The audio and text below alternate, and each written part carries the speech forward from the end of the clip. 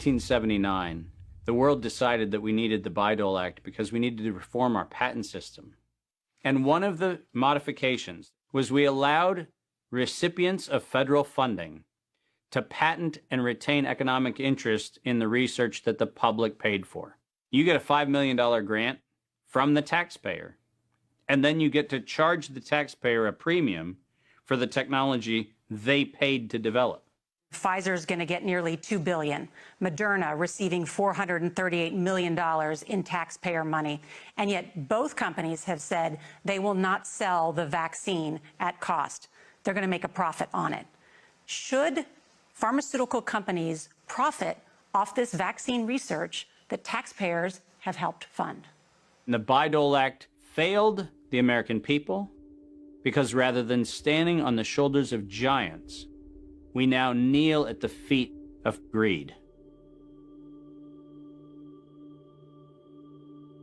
My systems flagged anomalies when I started seeing nonprofits and corporates and cover financing for coronavirus programs in the late summer and fall of 2019. Our first red flag came out when we read the World at Risk scenario. Now, there is an organization called the Global Monitoring Preparedness Board. This organization is a part of the World Health Organization, and this board includes Dr. Elias from the Gates Foundation and Anthony Fauci from NIAID. These two individuals, plus the director of the Center for Disease Control in China, come out with a recommendation that says that by September 2020, 2 global pandemic preparedness exercises have to be completed. And one of them has to be done on the release of a respiratory pathogen that then gave rise to an October event, Event 201. On behalf of our partners in the Bill and Melinda Gates Foundation. Event 201 took place 5 months before COVID-19 was declared a pandemic. The participants of the event are some of the same people that are now deeply involved in the real pandemic and profiting from it as well. Event 201 was a scripted, multi-camera, live event that was broadcast globally via the internet.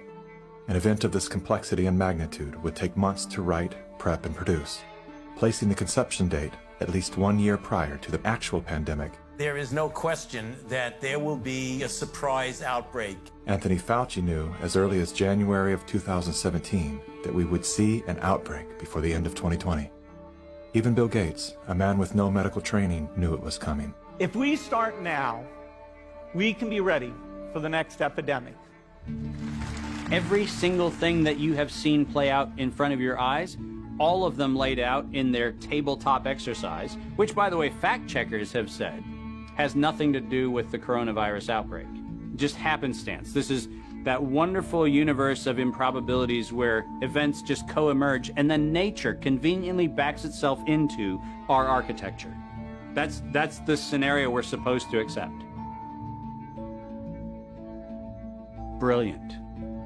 Some countries have banned travel from the worst affected areas. The President has made a decision to suspend all travel to the United Kingdom and Ireland. Dis and misinformation circulating over the internet. Across the world, misinformation about the virus is being shared online. A significant demand for N95 masks and gloves are on the rise. The demand for N95 masks to prevent the deadly airborne virus has surged. We could eventually have 52 million treatment courses per year, but it will take many months to get there. We're still many months out from having something that we can really deploy to the public.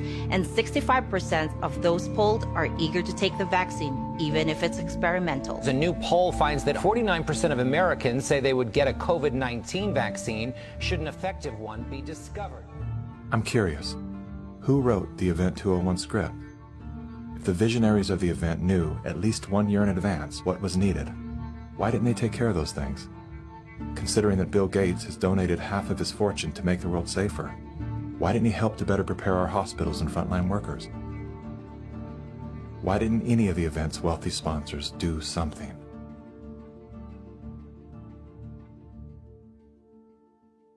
Now here we are.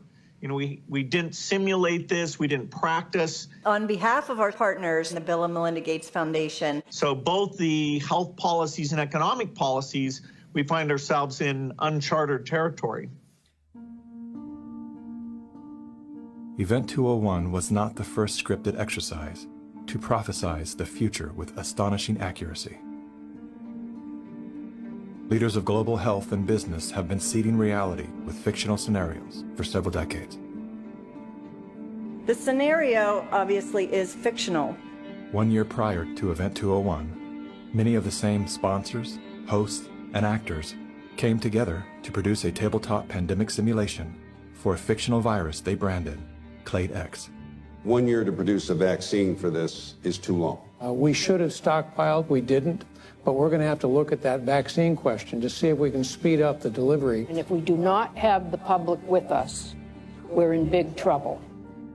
In 2010, the Rockefeller Foundation released a 54-page document called Scenarios for the Future of Technology and International Development. Page 18 features the pandemic scenario, Lockstep, a world of tighter top-down government control and authoritarian leadership, with limited innovation and growing citizen pushback. China's government was not the only one that took extreme measures to protect its citizens from risk and exposure. During the pandemic, national leaders around the world flexed their authority and imposed airtight rules and restrictions, from the mandatory wearing of face masks to body temperature checks at the entries to communal spaces like train stations and supermarkets. Even after the pandemic faded, this more authoritarian control and oversight of citizens and their activities stuck and even intensified.